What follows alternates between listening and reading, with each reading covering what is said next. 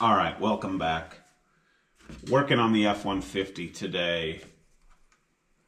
I noticed when I was doing some wheel and tire changes that this thing had a steering issue. See the chatter? And then,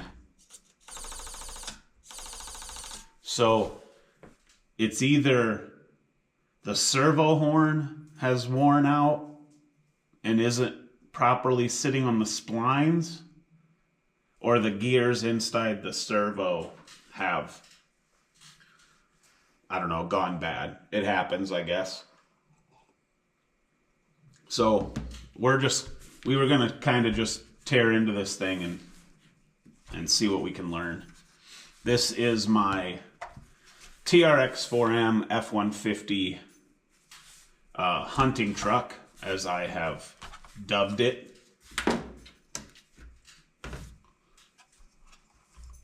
And we can get into looking at some of the features of the truck as we progress. But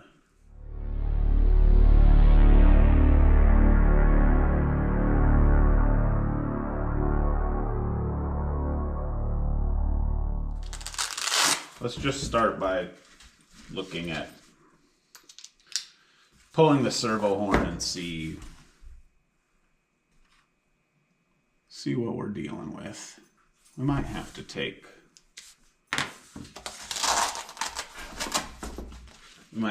the wheels off.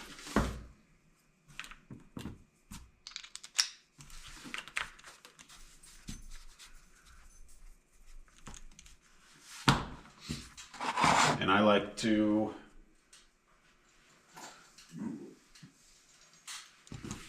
use one of these little trays. Of course, I never get the tray completely clean when I'm done, so we'll find an empty compartment for this task. So it is crazy cold again. The high today, I believe, is -1.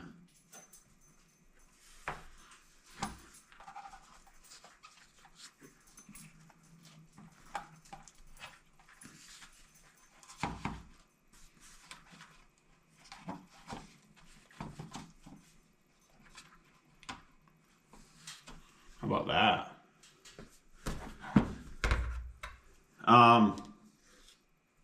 So where's my tiny? So we're gonna take this horn out, and then, well, this screw out of the steering servo horn, and then we should be able to just undo the one screw through the servo mount and the upper front links, and that should gain us access to what we're trying to discover. Do I want to undo the mount, or do I want to just undo the servo? I think we can just undo. I think we'll just pull the servo. And they are the same length. So now this should pop out. Excellent. So now, you guys getting a look at this? Do I need to zoom you in here? Maybe that'll help. Okay, there we're zoomed in some. At least get you a little closer. So let's see. Oh, that's a different size.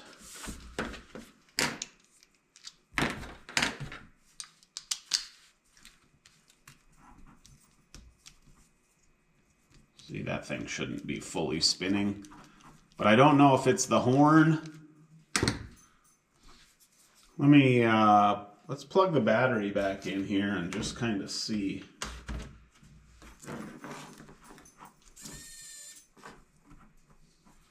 So I think possibly what happened, now that I'm looking at this, because this horn still has pretty decent teeth, but there's a lot of sand here.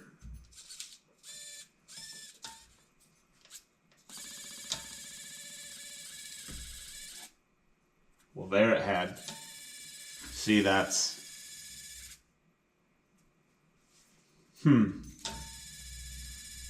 And I'm not doing anything right now. It's just, it's trying to go to 0.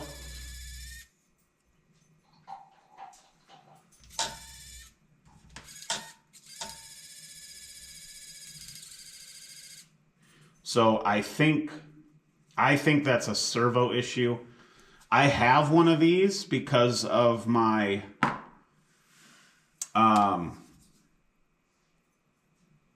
IR40, I believe it is. My other Trx4m build has all Injora upgrades in it. So I'm going to power this back off. And then what I'm going to do is I'm just going to plug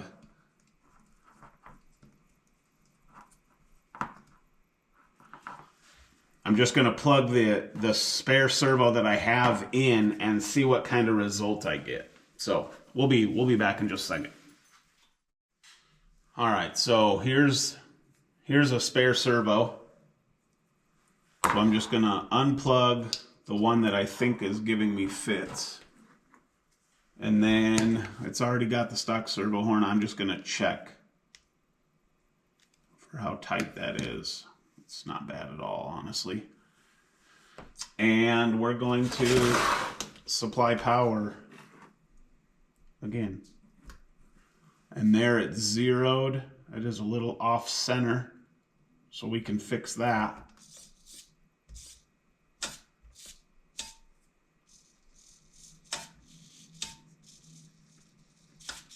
Yeah, this servo is... That servo's no good. So, do you see what I'm getting at there, right? So, I can put my finger against this one and it just tries to push my finger out of the way, where this one just chatters and it's... Something's probably broken on the inside of here or whatnot. So, let's just disconnect power. This is the servo that we want. I do want to move this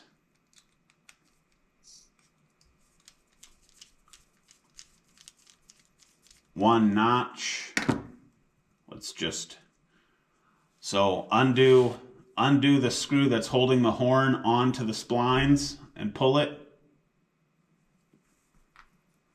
And then what you want to do is supply power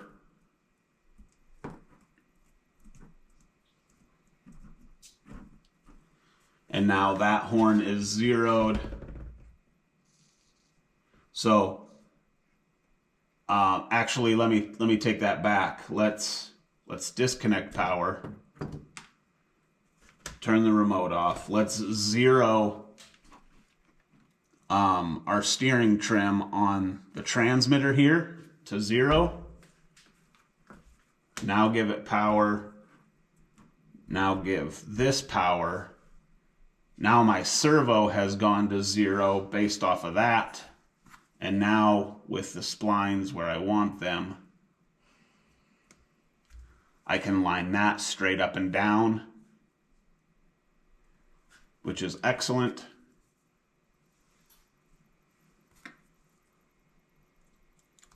Kind of just pinch the servo horn in place so it doesn't fight me when I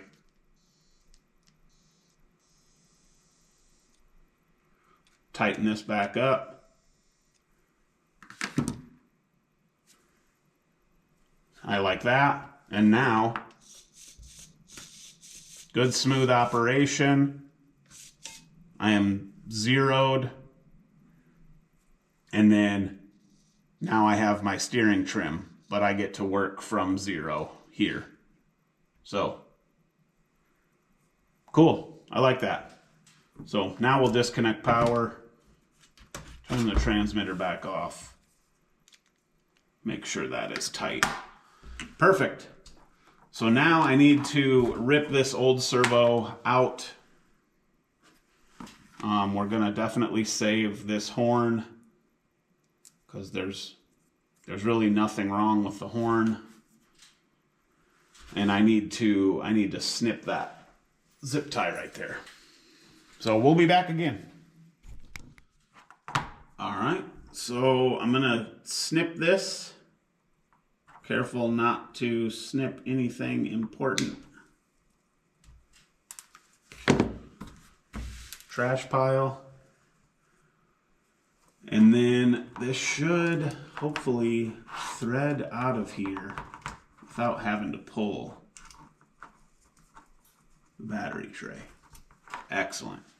So this thing's junk, and I'm going to hold on to this, and then I'm going to, it probably won't be in this video, but I'm going to pull these screws. I'm going to take one of these apart and see this is a good opportunity to see what's going on inside of here and see what's actually broke and what these things are made of, because that thing's trash. So now let's go take our new servo wire, thread it up through here, thread it back down through here, and then I kind of need a helping hand. Look at this. Reach in there and grab that for me.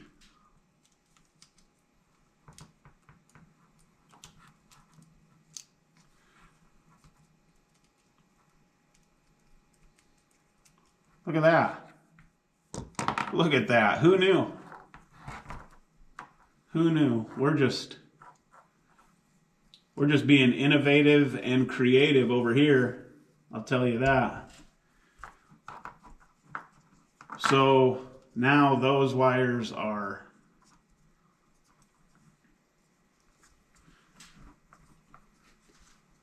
excellent. I'm going to drop this servo back down into this servo mount. I love it. And then how much excess do I have?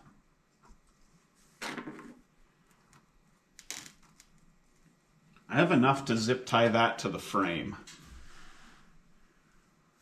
I like that. So zip ties, these are white. You can get them in black. It doesn't matter to me. Black is probably a cleaner look or less visible, I guess, in terms of zip ties, but I don't care. So I'm just going to zip tie these to the chassis rail and cut the excess off. Scrap pile. And then these you get at Harbor Freight. Obviously, you guys probably know where to get zip ties, but every once in a while they do a deal where, like, if you buy anything, or sometimes you don't even have to buy anything, but they'll give these away. Like, make a purchase and you can have these. And then even if you don't want to buy anything, these are usually only like $1 or $1.99, I think, and it's like 100 pack. So the benefit would be buy anything in the store and get this as a free gift. So go buy 100 of these for $1.99 and then get another pack for free if there's nothing else you need at Harbor Freight. But I have lots of zip ties. You can never have enough, in my opinion. So anyway, let's screw this servo back down into its rightful place. And let's even go ahead and use the correct bit. And now my brain has just realized that a while back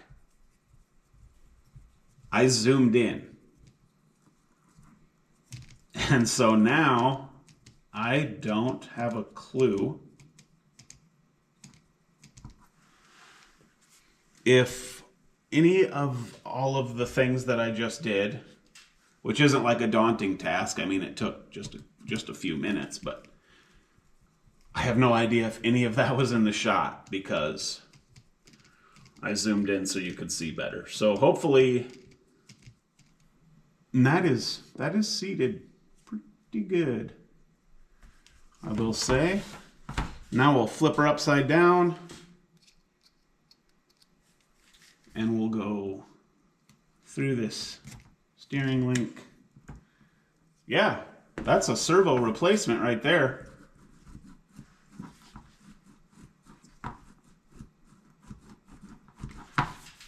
And then let's put our wheels back on our slammed hunting truck. And so for the lights in this one, I've gone over this truck a few times. It comes with stock headlights when you buy one of these. What I did was I bought the light kit for my Chevy square body, and so that deletes the stock light kit. So what I did was I just moved that over to this truck, the stock light kit from the Chevy, and plugged it in the rear and made tail lights. And then I've said it in a previous video, but when I was cutting this out to fit my suspension, I nicked the one wire. So no harm, no foul. I cut it off, shrink tubed it, and then now, because it's an old beater hunting truck, it's got the added effect of just having a single tail light, or what looks to be, it's got a tail light out. So let's power this back on, plug our battery in. Sitting good. How's our steering? Oh yeah, we're back. Whew, that's awesome. All right, let me clean a couple things up here quick, and then we'll come back and revisit this. All right, so we're zoomed back out here, and the hunting truck is back in action, which is excellent. Excellent, excellent. And so, for those of you that don't know, or maybe those of you that are new here and haven't gone back and watched any of my older stuff, this is a Trxx4m F150 high trail, or yeah, they made these high trail, right? Anyway, the Chevy and the Ford are taller than the Bronco or the Defender. What I did was I changed the shock towers in this one and made it a low, so it does not sit as high as the Chevy does anymore. Obviously I've sanded and weathered this thing down. I've got, like I said, it comes with the stock headlights. And then I've got basically one tail light out. This looks purple or pink, and I'm cool with that. It's because it's not a red LED. It is the headlight from the Chevy, like I said before. And then to make it be a low trail and fit the rear shock towers, I did have to notch the body out. As you can see here, I just cut it out so all these plugs go up through it. These shock towers go up through here, and it works out really well. And then to mask that stuff, which is partly how this became a hunting truck, I put these details in the bed. So I've got an old camouflage tarp in here. I've got some pieces of lumber. There's a bottle of some sort of beverage. There is a deer.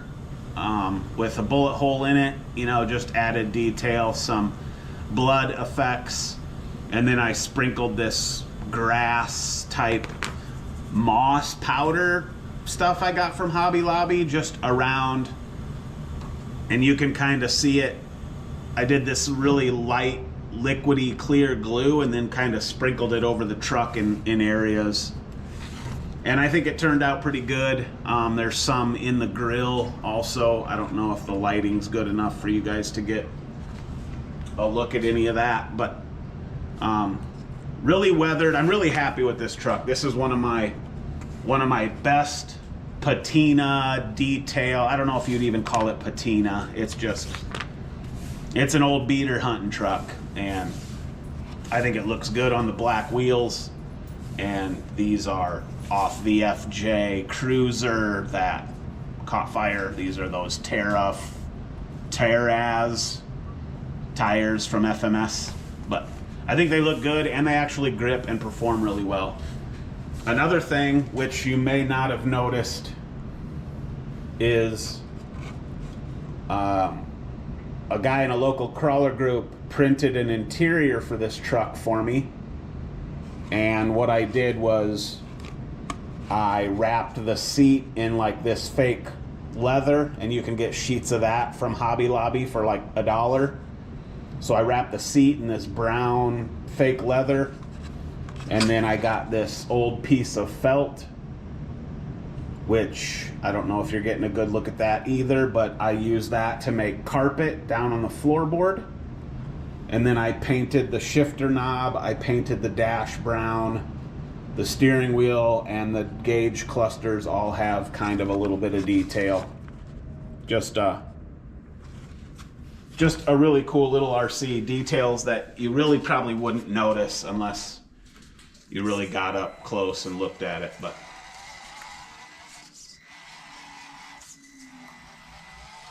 I am super pumped with this one. I'm glad now that I got the servo fixed. I just happened to notice that something was wrong, and we'll tear into this at some point.